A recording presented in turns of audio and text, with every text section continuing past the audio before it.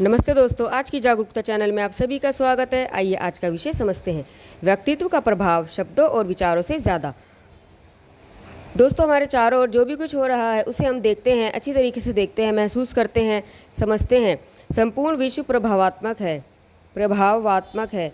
हमारी शक्ति का जो अंश हमारे शरीर के पोषण में व्यय होता है, उसे छोड़ बाकी बची हुई संपूर्ण शक्ति दूसरों को प्रभावित करने में ही लगी रहती है। हमारा शरीर, हमारे सद्गुण, हमारी बुद्धि और हमारी आध्यात्मिकता सभी निरंतर दूसरों को प्रभावित करते रहते हैं और स्वयं भी प्रकाशित होते रहते हैं। यही क्रिया हमारे चारों तरफ निरंतर होती रहती है।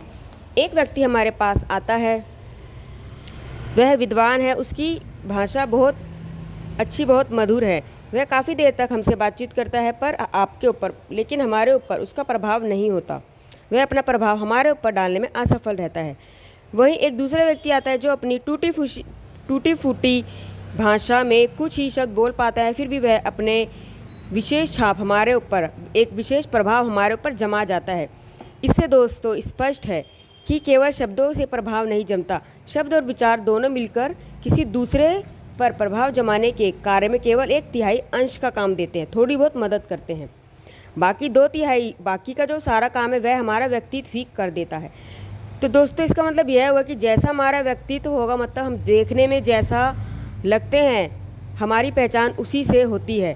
बाकी जब हम अपना बात किसी से बोलते हैं, अपने विचार किसी से बांटते हैं, शेयर करते हैं, तो ये सभी बातें मिलकर एक हमारा अच्छा व्यक्तित्व बनाती है।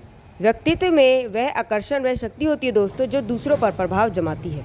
हम लोगों के घरों में भी मुखिया होते हैं, पर सभी मुखिया कुटुंबियों पर, जो भी परिवार के सदस्य हैं, उन पर प्रभाव डालने में सफल नहीं होते। कुछ सफल होते हैं तो कुछ असफल। ऐसा क्यों? कभी हमने ध्यान से नहीं सोचा। हम लोग अपनी असफलता के लिए दूसरों को दोषी ठहरा देते हैं। जब हमें असफलता मिलती है तो हम कह उठते हैं कि दूसरे व्यक्ति, अमुक व्यक्ति की वजह से हमारी असफलता हो गई है, कि हम असफल हो गए हैं, यह व्यक्ति मेरी विफलता का कारण है। जबकि ऐसा बिल्कुल भी नहीं होता।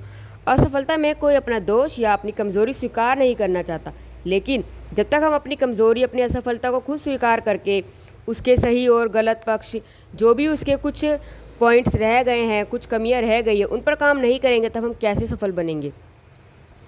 उन पर काम करके ही हम कुछ भी जीवन में हासिल कर सकते हैं। प्रत्येक व्यक्ति अपने को निर्दोष समझता है। ये ठीक है कि अपने आप को निर्दोष समझो, लेकिन दूसरे को तो दोषी मत समझो। जो भी होता है, हर इंसान अपनी चीज़ों के लिए खुद ही जिम्मेदार है। भगवान ने इतनी समझ, इतना विवेक, इतनी बुद्धि, इतनी क्षमता हर इंसान को दी है कि वह अपना भला और बुरा खुद से समझ सके और उसके अनुसार फैसला भी कर सके, और किसी दूसरे व्यक्ति या वस्तु को अपनी असफलता का कारण बताता है। जब कुटुंब के, परिवार के जो मुखिया हैं अपनी व्यवस्था में असफल होते हैं, तो उन्हें स्वयं अपने से ही प्रश्न पूछना चाहिए कि ऐसा क्यों हुआ है? बीते समय में ऐसा क्या गड़बड़ हुआ? ऐसी क्या बातचीत हुई कि मेरे परिवार मेरी बात नहीं सुनता? बीते समय के बड़े बड़े लेखकों और विचारकों को भी हम देख सकते हैं। उन्होंने भी वास्तव में कितना सोचा है। उन सारे प्राचीन लेखकों का व्यक्तित्व ही काम देता है। उनकी पुस्तक को सामने रखकर उसका मूल्य आंकें तो हमें पता लगेगा कि इस जगत में नए और मौलिक विचार बहुत ही कम हैं। उनकी पुस्तकों में दिए गए विचारों का जो अध्ययन है, जब हम वह करेंगे तो वे लेखक हमारे लिए बहुत महान नहीं ज्ञात होते, पर हम यह भी जानते हैं कि वे अपने युग में महान थे। किस चीज़ ने उन्हें इतना महान बनाया? उनके व्यक्तित्व ने।